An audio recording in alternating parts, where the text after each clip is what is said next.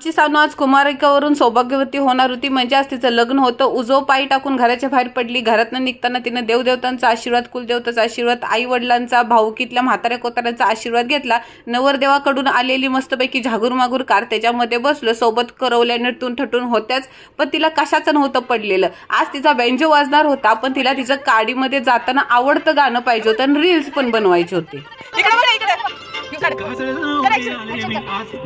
लग्नात आम्ही बदा रडलेलो होतो, पण आमच्या नवरदेवीला ना मस्तपैकी रील बनवायची होती. परत वेशीच्या बाहेर निघताना परत एकदा लिंबू ओवाळून टाकले तिच्यावरून वाईट नजर लागू नये म्हणून, आणि एकदाची गाडी उंडाळ्याच्या हॉलमध्ये पोहोचली. आजपर्यंत बायका कुणाच्या ऐकत नाही, स्वतःच्या ढोऱ्याचं ऐकत नाही, पण फोटोग्राफरच्या एका बोटावर नसतात. पाक नवीन नवरीपासून ते म्हाताऱ्या बाईपर्यंत जो फोटोग्राफर सांगल त्या इशाऱ्यावर चालायचं. शेवटी फोटो आला पाहिजे ना व्यवस्थित. लग्नाच्या अल्बम मध्ये थोबड चांगलं दिसलं पाहिजे, हेच बायकांचं गणित.